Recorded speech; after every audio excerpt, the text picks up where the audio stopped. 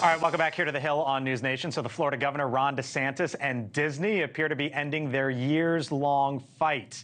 The DeSantis-appointed tourism board unanimously approved a new $17 billion developmental deal with Walt Disney World. It means a new 15-year expansion. Now, the deal also calls for Disney to spend at least $8 billion at the resort during the first 10 years of the project, ensure 15% of its total spending is on Florida businesses, and invest $10 million on affordable housing in Central Florida. Disney is also dismissing a federal lawsuit against the governor.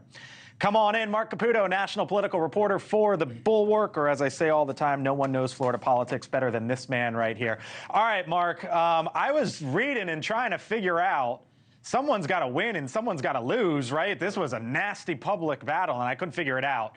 Who won this thing, DeSantis or Disney? I mean, DeSantis, it's really hard to fight the government and win, and in this case, the reality is this.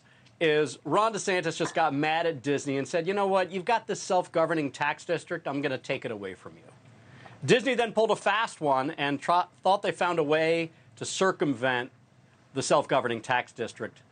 They sued the government, and it turned out their lawsuit was not going to last. That's why they withdrew it, and they were going to have to do business with the DeSantis-appointed board. I mean, the reality is this doesn't really affect anyone that much in Florida.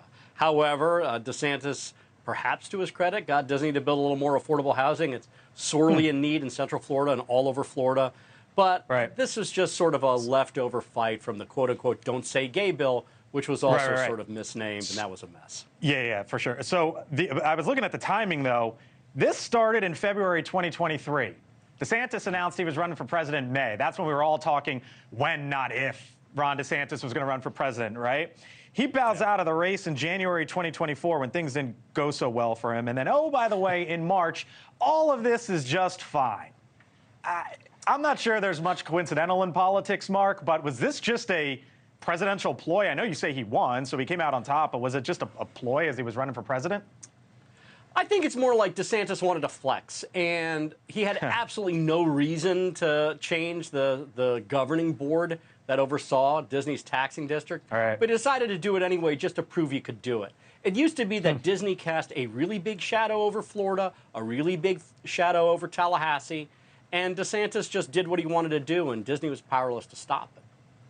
DeSantis flexing, and as Marc Caputo says, coming out on top here on this one. Marc Caputo, national political reporter for the Bulwark. Wish we had more time. Catch you soon, buddy. Thank you for watching, and make sure you go to joinnn.com to find News Nation on your television provider. And don't forget to click the red subscribe button below to get more of News Nation's fact-driven, unbiased coverage.